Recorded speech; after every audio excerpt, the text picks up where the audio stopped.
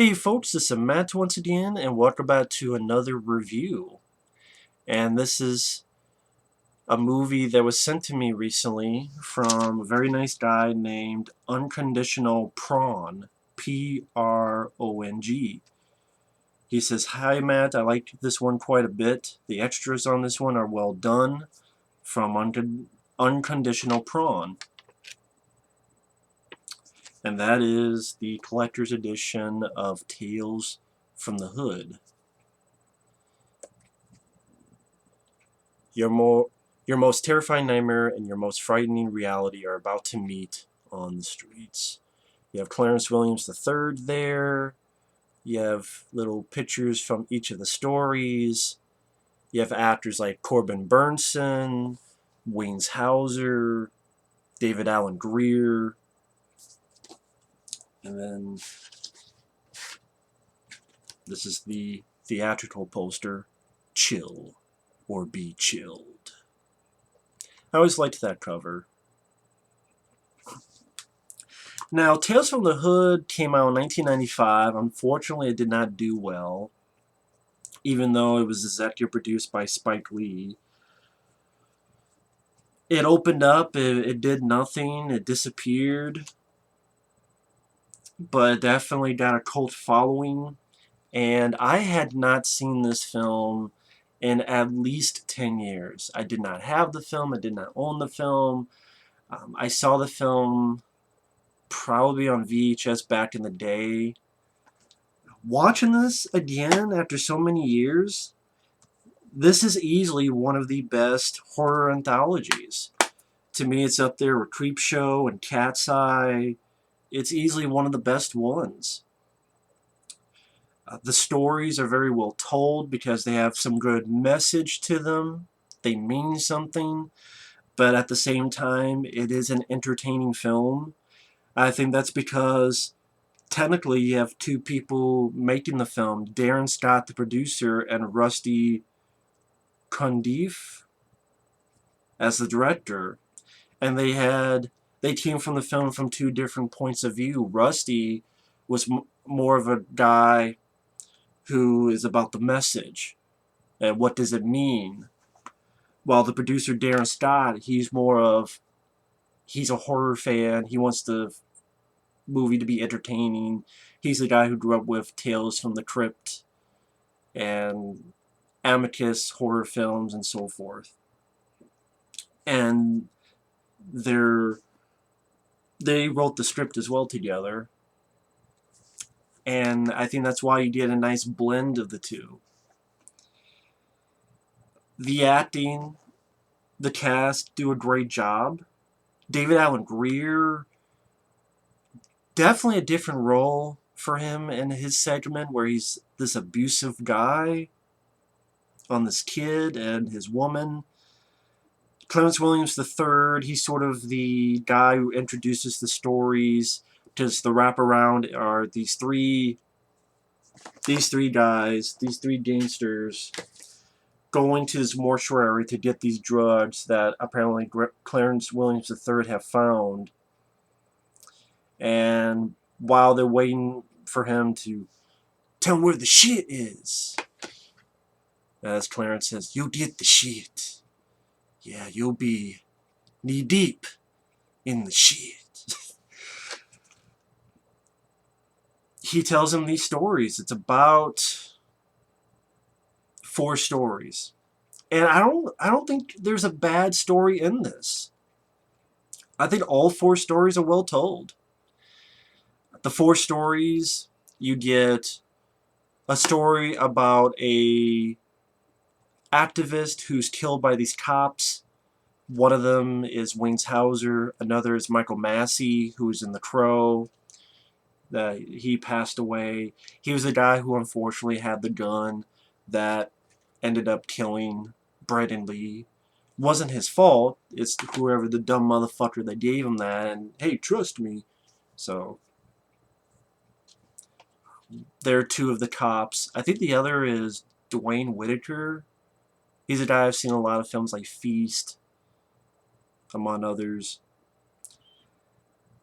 and the activist comes back and takes his revenge on the cops.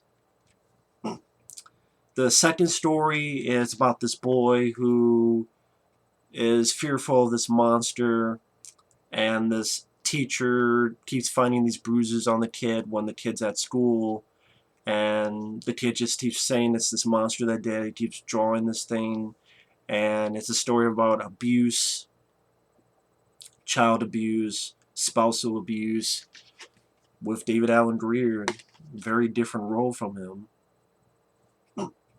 The third story is Corbin Burnson, who's this guy running for governor. He was a former member of the KKK, and he's in this house that people don't want him in, and there's these dolls that I believe have the spirit of slaves from back in the day, and they start going after Corbin Burnson's character.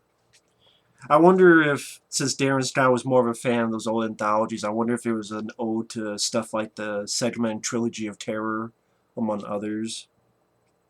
And then the fourth story is about this gangster gangbanger that gets shot, and then goes in a little bit of a Clockwork Orange type of thing, where he's put into this program where he's either shown these tons of images, or there's sensory deprivation and seeing his own victims, and to take responsibility for what he did.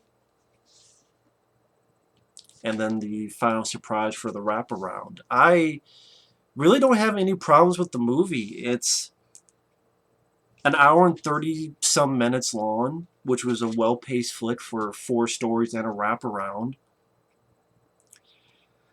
Real quickly, if you're wondering, the special features are really good. You have about a 50-minute documentary, which you have interviews by the writer and the directors.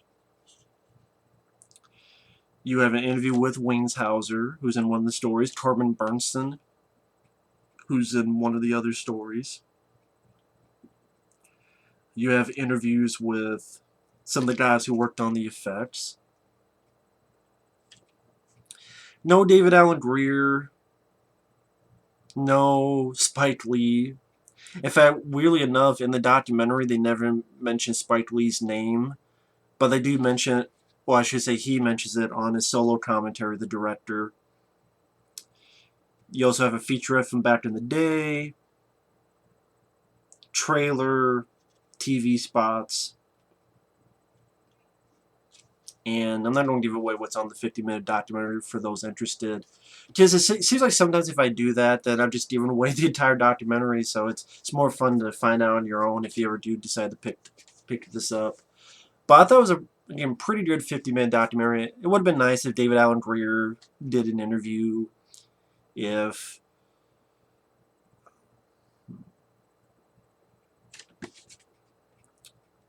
maybe they found the 3 guys who were the game bangers to do interviews with them. But still, at least you got people like Corbin Burnson and others. But as for the movie itself, I thought there's some good effects work, decent score by Christopher Young. Clarence Williams III is a lot of fun, and there's some nice bits of humor, but again, it has some good stories that mean something, whether it be black on black crime, like the fourth segment, or about abuse, like David Alan Grier's segment, or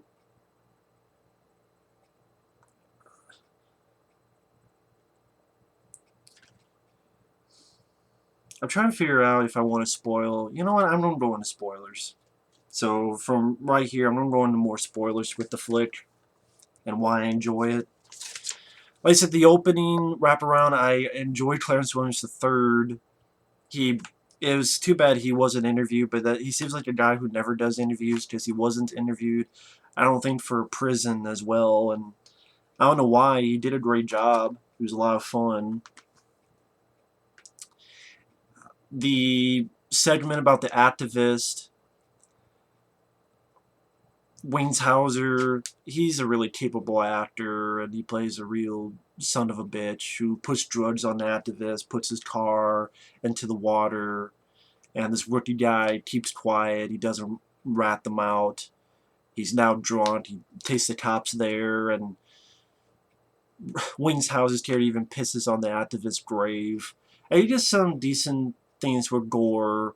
Like one cop, his heart gets ripped out.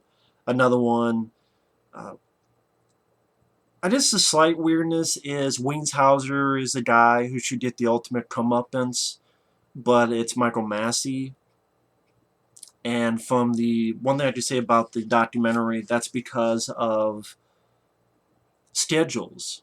I guess Hauser had something in the schedule that he couldn't be there long enough to do that scene. So he was in this car, and then he just pops up. His head gets taken off, and a nice shot of the zombie holding Hauser's head, and Michael Massey shooting at the car and blows up the car. But again, it seems as if the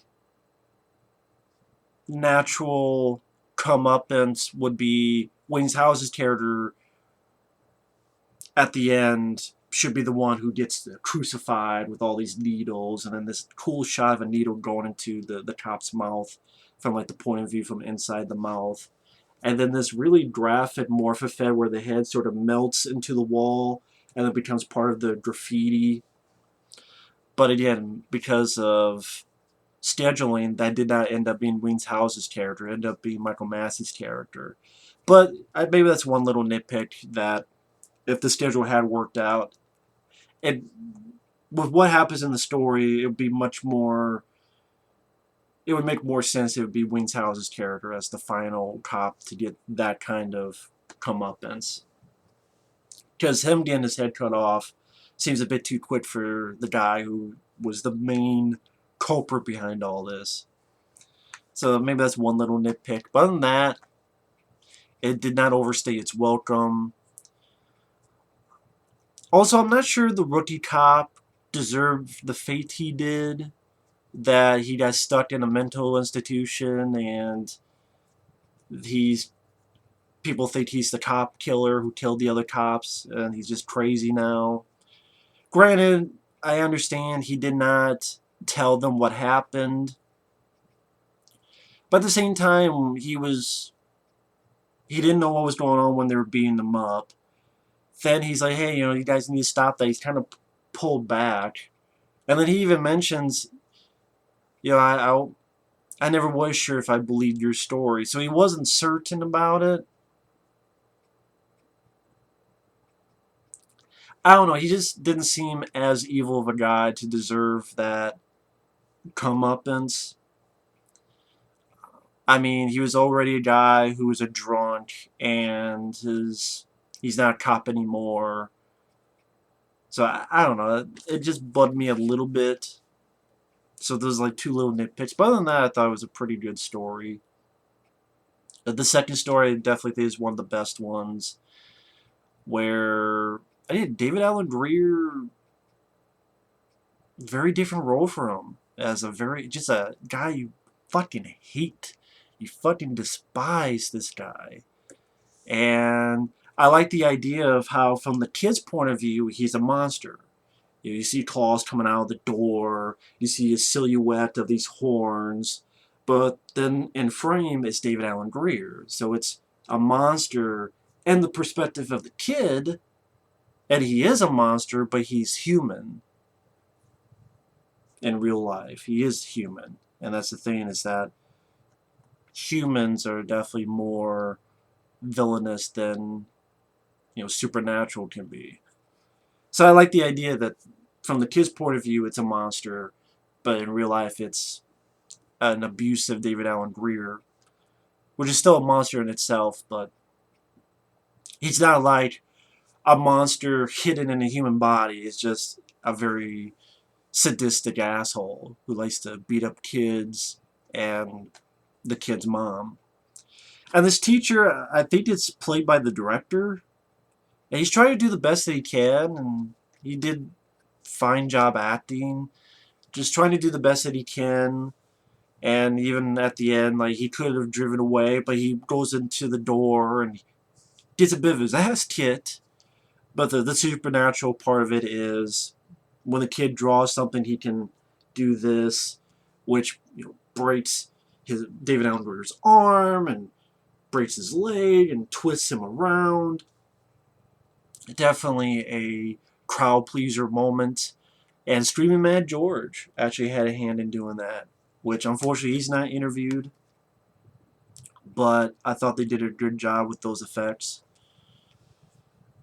Definitely a satisfying ending to that segment, because you just really love to hate David Allen Greer's character. Then the story with Corbin Bernsen, I thought the stuff with the dolls were well done effects-wise. Some nice, I believe it's stop-motion animation or something of that ilk. But I thought that looked really good. I like stop-motion animation. I think it's a charming thing that unfortunately they don't use anymore, or very, very rarely, which is too bad. And Corbin Bernsen, even though he's playing a guy who's an asshole and used to be with the KKK, I thought he gave a pretty funny performance. And just the crazy stuff he was saying, and like he gets a doll and ties it to a dartboard and shoots it. And then by the end, all the dolls attack him and bite him and get some nice gory effects. But yeah, Corbin Bernsen really makes that segment a lot of fun to watch. And the doll effects I thought were pretty cool. And then the fourth story is definitely a good message about, again, black on black crime. And I like the way it was set up with how the guy's tied down, and all these images, which are pretty horrific images of real life death and KKK, and then it shows images of what he did when he was a killer, or when he was a gang banger, the people he killed. And then also when he's done to the sensory deprivation, he sees all these victims coming up and talking to him, and even the doctor said, "You gotta take responsibility to break this chain." My favorite performance of the film, and I forgot he was in this movie. I forgot he was in this film. He's not in it too long. It's probably a minute and a half scene. It's Rick Dean. Now, for those who don't know, Rick Dean is an actor who I really enjoyed in some low-budget creature feature films like Carnosaur 2 and specifically Carnosaur 3. He's a guy who unfortunately is no longer with us, but even in those roles, supporting roles, especially Carnosaur 3, I thought he had a lot of personality, and I thought he was a good actor.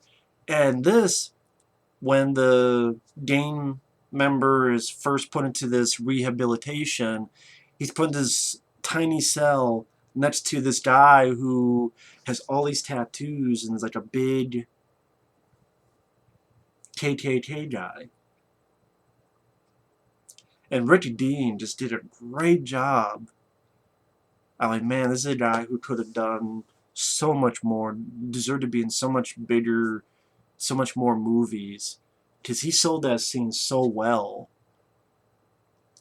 And I love the line that he says, that he goes, the people who you killed, what color were they?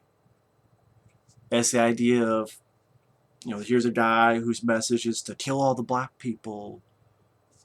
And lo and behold, this gang member, what has he been doing? Killing black people, just like this guy. So they've been doing the same thing, and I think it's like trying to be a wake-up call. But I thought Rick Dean did a really good job as that guy. Sadly, he's not in it very long, but like that's my favorite performance. It just really hooked me in that scene. I thought it was just a really good scene.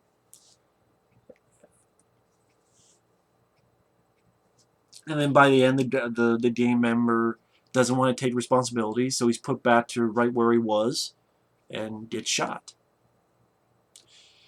And then the wraparound is you find out the guy who got the 3 people who shot that guy are these 3 people that we've seen in the wraparound, and that later on they were shot, so this whole time they have been dead, listening to pretty much the devil.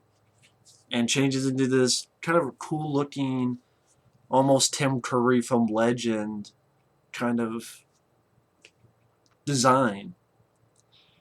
And maybe one other nitpick is the final shot. The effects of hell is not that realistic looking. It's kind of cheap. Like the fire around them, it's very fake. So it's almost as if they ran out of money on that last shot. But for the low budget they had, they did a lot of good work. So again, if I had to push for complaints, the last shot looks a little cheap, and one or two little nitpicks on the first story. But yeah, other than that, I thought it's very well done anthology. If I had to pick my favorite stories, I'd probably go with the David Allen Greer abuse one as my favorite. Just I like that idea of the kid, he sees a monster, but we see the reality is it's just abuse, but it shows that abuse is a monster. And just interested to see David Allen Greer in a different role. That's why I'm surprised he did not do an interview for this, because you would think as an actor, hey, I got to play something very different. Is David Allen Greer really busy? I mean, come on now. Then it would be the fourth story. I mean, really, the one segment of Rick Dean, that one scene, and just an interesting idea. You know, the set that they had, the get up that they put the guy in for the show all these images, and the message it was conveying. You know, Rick Dean going, "You're cool with me. I liked you." You know, we were doing the same thing. I like the message it was saying. That's definitely the second one. The third one, the Corbin Burnson. Just Corbin Burnson was a lot of fun in this role. And I would say the first story is, I guess I would call it the weakest one, but I still liked it. I was still fine with it. Um, I thought it was still fun. Again, because it's an hour and 40 minutes at most, the stories go by at a pretty quick pace. The wraparound was fun. Clarence Williams III is chewing the scenery, but in an entertaining way. And I guess when the film came out, maybe people thought this was a comedy, like a horror comedy, or they thought maybe it was a horror parody. I guess because of the sunglasses, Chill or Be Chilled, the tooth. I mean, I don't know why this didn't do better. I wonder if this film came out now, if it would do well. But yeah, it's easily one of the best horror anthologies out there. With Trick or Treat, that's another a favorite of mine. Trick or Treat. So like Cat's Eye, Creepshow, Trick or Treat, this one. Those are my four favorites. I'm not sure what order I will put them in, but I have to think about that. But yeah, I think Tales from the Hood, easily one of the best horror anthologies. Definitely better than some of the recent horror anthologies I've seen, like Tales of Halloween, or whatever the fuck that was called, or Chillerama, or that Holidays one, which had that shitty Kevin Smith segment, among other shitty segments. Yeah, if you want to think of bad, like Tales of Halloween, Holidays, Chillerama. I actually liked the ABCs of Death, 1 and 2. VHS 2 I liked. VHS 1, that was horrible. VHS 3 had one segment I liked, but the rest was shitty. But anyway, Tales from the Hood, I think it's a pretty good release. Then you do a commentary from the director. It's weird. This commentary says it's with Rusty and Darren Scott. I think they made a mistake because it's only the director. The other guy, Darren Scott, is not in there. So I don't know why they did that. Unless I missed something. Because I'll be honest, I listened to about 20 minutes and I just wasn't interested. Because pretty much all the info I got, I just would rather watch the 50-minute documentary. So I don't know if Darren Scott joins in later, but if not, then they fucked up on the packaging here. I actually would have preferred if it was more than one person, because that way they could bounce each other off, but because the director really just goes into the themes of each story, which I could gather on my own, as well as on the documentary. But again, 50-minute documentary, that's not too shabby at all. The cover, not sure, is definitely cluttered. There's a lot of shit there. But it's decent. Not bad, but I definitely prefer this one. Which this is in the movie. It's in the very opening where the titles are coming up and it's going across this skeleton that does have sunglasses and a gold tooth. So this is in the movie. And I can see why they use that for the marketing. It's a good picture. Yeah, I don't know why it didn't do well in theaters. Either way, that's Tales from the Hood. I just want to thank Unconditional Prong for sending me this. It was very kind of him to do so. I enjoy these Stream Factory releases for the most part. Sometimes I do think they disappoint, like the Blu-ray for Super and the Rainbow. Great movie, but the Blu-ray was disappointing, so I don't kiss Stream Factory's ass. But I think this poem, they did a good job. Yeah. As he says, the extras on this one are well done. I do think that. Anyway, thanks for watching. Take care, and we will see you later. Bye-bye.